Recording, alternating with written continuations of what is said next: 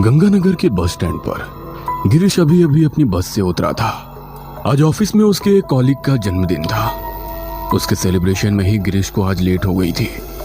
रात के लगभग 1:30 बज रहे थे। रात के सन्नाटे में कुत्तों के रोने की आवाज साफ सुनाई दे रही थी। बर्थडे पार्टी में उसने कुछ ज्यादा ही शराब पी ली थी, इसीलिए वो धीमे धीमे लड़खड़ाते हुए कदमों से आगे की ओर बढ़ रहा था कि तभी उसे एहसास हुआ कि कोई साया उसके साथ उसके पीछे पीछे चल रहा है। लेकिन वो इतने नशे में था कि उसने उस साये पर ज्यादा ध्यान ही नहीं दिया। वो कुछ देर में लड़खड़ाते हुए कदमों से अपने घर पहुंचा और अपने कमरे में जाकर लेट गया। अभी उसकी आंख लगी ही थी कि उसे अपने शरीर पर कुछ भारी सा महसूस होने लगा। उसने नींद में हल्के से अपनी आंखें खोली तो डर के मारे उसका पूरा शरीर पसीने से भीग गया। उसके सीने पर एक गहरा काला साया बैठा था जो एक टक उसे ही घूर रहा था। देखने से वो किसी औरत का साया सा महसूस हो रहा था। उसकी आंखें सुर्ख लाल थी। वो गुस्से से उसकी ओर देख रही थी। उसके सर से लगातार खून रिस रहा था। ऐसे अपने सामने उस साये को देखकर गिरीश की रूह कांप गई। उस साये ने अपने गंदे और लंबे नाखूनों से उसके चेहरे को खरोंचा। वो दर्द से चीख उठा और उसने हड़बड़ाते हुए अपने हाथों से उस साये को खुद से दूर धकेल दिया। देखते ही देखते वो साया उसकी आंखों से ओझल हो गया। डरते सहमते किसी तरह वो अकेले ही अपने कमरे में खुद को चादर में भींच कर लेटा रहा। डर के मारे उसका पूरा शरीर कांप रहा था। उसकी थकी हुई आंखों में उसका डर साफ झलक रहा था। उसकी नींद अब उड़ चुकी थी। कुछ देर बाद सुबह हुई और वो तैयार होकर ऑफिस के लिए निकल गया। वहां पहुंचा तो पूरा ऑफिस बिल्कुल शांत था।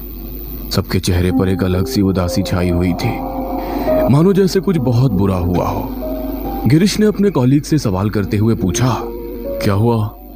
आज सब लोग इतने शांत क्यों हैं? कुछ हुआ है क्या? यार कल रात क्या? कल रात घर जाते हुए एक रोड एक्सीडेंट में प्रिया की मौत हो गई। प्रिया की मौत की खबर सुनते ही गिरीश अचानक घबरा गया और उसे अपने साथ हुआ रात का हादसा याद आने लगा। कहीं वो साया प्रिया ही तो नहीं थी? हे भगवान, ये सब क्या हो रहा है मेरे साथ?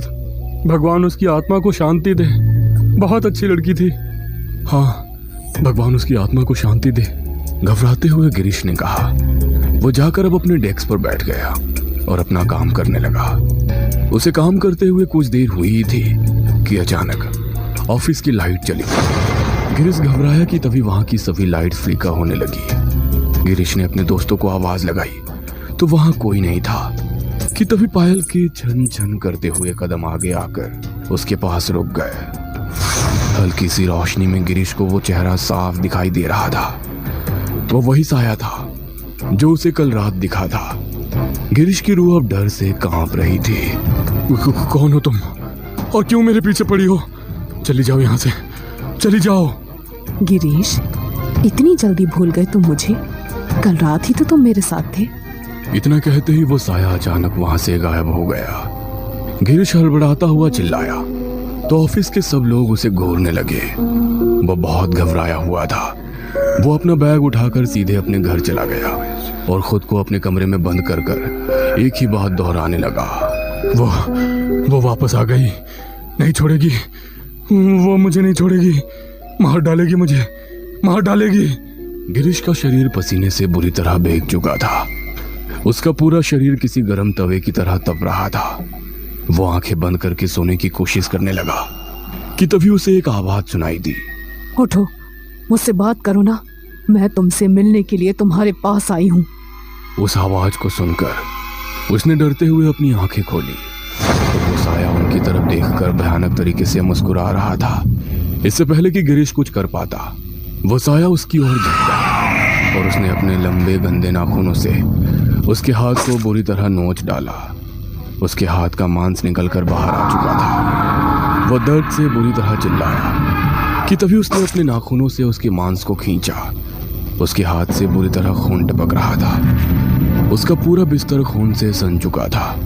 वो उसके मांस के टुकड़ों को अपने हाथ में लिए अपने गंदे दांतों से चबा रही थी। गिरीश दर्द से पूरी तरह तड़प रहा था। अच्छा लग रहा है अब तुम्हें? अच्छा लग रहा है ना गिरीश? मुझे माफ कर दो, मैंने तुम्हारे साथ गलत किया, प्लीज मुझे माफ कर दो। क्या? क्या कहा तुमने? माफ कर दूं तुम्हें? जो तुमने मेरे साथ किया उसके लिए मैं तो क्या, भगवान भी तुम्हें माफ नहीं करेगा। बात कल रात की थी। गिरीश नशे में धुत था कि तभी उसकी गर्लफ्रेंड प्रिया उसके पास आई। गिरीश, मुझे तुमसे कुछ इम्पोर्टेंट बात करनी है, प्लीज मेरे साथ चलो। अरे क्या हुआ तुम्हें? एंजॉय करने दो मुझे। बाद में कर लेना एंजॉय, लेकिन अभी प्लीज मेरे साथ चलो। प्रिया बहुत ही परेशान लग रही थी। गिरीश उसे लेकर ऑफिस के पास वाले जंगल की तरफ ले गया। बोलो, क्या बात करनी है तुम्हें? खामखा मेरी रात खराब कर दी। गिरीश, मैं प्रेग्नेंट हूँ, हमें जल्दी ही शादी करनी होगी, वरना अगर मेरे घर वालों को ये बात पता चल गई तो वो मुझे जीते जी मार देंगे। क्या क्या कहा? तुम प्रेग्नेंट कैसे हो सकती हो? मेरे सामने ये फालतू की बकवास मत करो, समझी ना? मैं अच्छी तरह जानता हूँ तुम जैसी लड़कियों को। अरे हम जैसे अमीर लड़कों को पहले प्यार का नाटक करती हो और फिर किसी और का पाप लाकर हमारे माथे मर देती हो। चलो निकलो यहाँ से। ये सब क्या बकवास कर रहे हो तुम? मेरे बारे में इतनी घिनौनी बातें आखिर तुम सोच भी कैसे सकते हो? तुमने तो कहा था कि तुम मुझसे प्यार करते हो, तुमने मुझसे शादी करने का वादा किया था, और आज जब मैं तुम्हारे बच्चे की माँ बनने वाली हूँ तो इस बच्चे को किसी और का पाप कहकर तुम इस शादी से बचना चाहते हो। बस बहुत हो गई तेरी ये बकवास, चल निकल यहाँ से। और अगर गलती से भी आज के बाद तूने मेरे सामने आने की हिम्मत की तो वो तेरा आखिरी दिन होगा, समझी ना? चल निकल यहाँ से। तुम्हें क्या लगता है कि मैं इतनी आसानी से तुम्हें जाने दूंगी? तुम इस तरह से मेरी जिंदगी बर्बाद नहीं कर सकते। मैं सबको तुम्हारे बारे में बताऊंगी। आज मुझे समझ आया कि तुम हमेशा सबसे हमारे रिश्ते को छुपाते क्यों रहे, लेकिन अब मैं चुप नहीं रहूंगी, मैं पुलिस के पास जाऊंगी। तब तो तुम्हें मुझे और इस बच्चे को हर हालत में अपनाना ही पड़ेगा। प्रिया के मुंह से पुलिस की धमकी सुनकर गिरीश बुरी तरह घबरा गया, क्योंकि वो पहले से ही शादीशुदा था।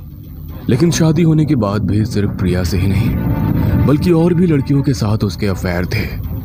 कोई भी लड़की उसकी शादीशुदा जिंदगी के बारे में कुछ नहीं जानती थी। उसने पहले भी ऐसे कई लड़कियों की जिंदगी बर्बाद कर दी थी। हर लड़की अपने परिवार की इज्जत बचाने के लिए खामोश होकर रह जाती थी, लेकिन प्रिया चुप बैठने वाली लड़की नहीं थी। इसलिए गिरीश उससे घबरा गया और प्रिया को फुसलाकर जंगल के बाहर रोड की साइड ले गया। और जैसे ही रोड पर से एक ट्रक गुजरा, उसने उस ट्रक के सामने प्रिया को धकेल दिया और खुद जंगल की तरफ भाग गया। ट्रक वाले ने हॉस्पिटल ले जाकर उसे बचाने की भी कोशिश की, लेकिन उस एक्सीडेंट में प्रिया की जान चली गई। प्रिया की आत्मा अब इंसाफ के लिए तड़प रही थी, इसीलिए वो अपना इंसाफ लेने गिरीश के पास जा पहुंची थी। वो गिरीश के शरीर के मांस को अब नोच नोच के खा रही थी। वो बुरी तरह दर्द से तड़प रहा था। देखते ही देखते उसके शरीर का खून पूरी तरह खत्म हो चुका था कि तभी प्रिया की आत्मा ने अपने नाखूनों से उसके पूरे शरीर को बुरी तरह छलनी कर दिया और बुरी तरह तड़पते हुए गिरीश ने उसकी आंखों के सामने अपना दम तोड़ दिया। अब शायद प्रिया की रूह शांत हो गई थी। उसे अब उसकी जिंदगी तो वापस नहीं मिल सकती थी, लेकिन उसने खुद ही अपने लिए इंसाफ जरूर कर दिया था।